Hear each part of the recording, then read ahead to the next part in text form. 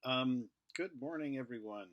Good morning. This is Mr. Berger. It is Monday, March 30th. Oh my goodness, we miss you guys so much. I was speaking to my colleagues on Friday, and we're just talking about how empty things are. Really, we miss being in class teaching you guys. We miss hearing about your lives. We miss hearing about your, I don't know, the funny stories and the things like that happen, and the little things you like to share with us that are really it makes our lives better. So we can't wait to see you again. So it's the start of a new week, and we're right now for A Wrinkle in Time. We're starting to head towards the finish. What I want to start with is today is you need to finish chapter 10, and I've been saying that before, so just make sure by the end of by the end of today, you're finished with chapter 10. My question is not really from the book. I have a News ELA article I want you to read, and it's about, title is The Lesson in A Wrinkle in Time. The point of this article is that A Wrinkle in Time has a non-standard hero. We're used to heroes being, heroes, and heroes defeat their enemies with a blaze of guns or a sword fight, or they defeat them somehow by conquering. And in this story, there's no conquering. First of all, it's a rescue mission, um, but also Meg, who's the ostensibly the head of this expedition, really is victorious, but for reasons very different than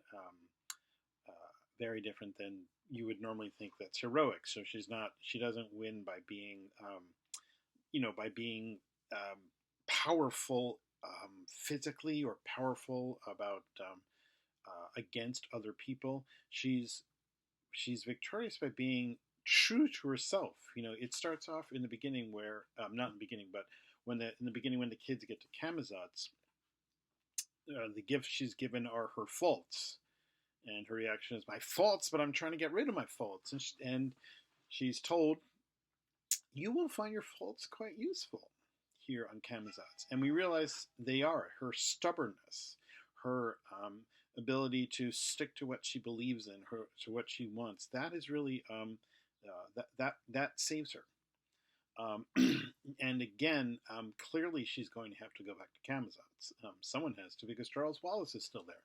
So when you see what happens and you realize the qualities, when you get to that point, you'll see the qualities that Meg has to bring out in herself to be that hero, be heroic. It's, she's not going to go into Kamazot's and rescue Charles Wallace with a huge sword and defeating all these people. No, it's just not going to happen. It's not that kind of story. What she's going to do is outwit the people there, and you'll see how that is, and it's really an amazing moment. I find it quite moving, but we're not there yet. Okay, right now we're still working. We're still working on Meg's recovery. She obviously doesn't test her well, and she's hurt badly by the test ring. She's frozen. Her body is not working as it should. But also her personality is almost a little bit damaged. She's gotten mean. She's gotten blameful. She's lashing out, and this is we've seen a little bit of that in Meg, but this is really much more of what Meg is. Sorry, not much more, but she's doing it much more, and it's almost like these maybe her faults got a little too powerful. So you're going to see a change, and it's going to be it's really interesting. But anyway, think about female heroines there. Think about for a long time in science fiction, you didn't have female heroines. You had male heroines, and they frequently had an assistant. My female assistant, and that was part of the sexism of science fiction for a long time. We started getting a few of them in the 70s and 80s. I mentioned Uhura, who is in Star Trek, and then later you got Ripley from the Alien movies, who is very powerful, and then you got Sarah Connor from the Terminator movies, and you started getting this idea that women could be a really great hero too. I've always felt that Meg was a terrific hero. Again, not because she was a fighter, but just because of her qualities of perseverance and her ability to take a situation and just always try to do our best. Okay, so that's what I want to leave you with, and hope everyone has a great Monday.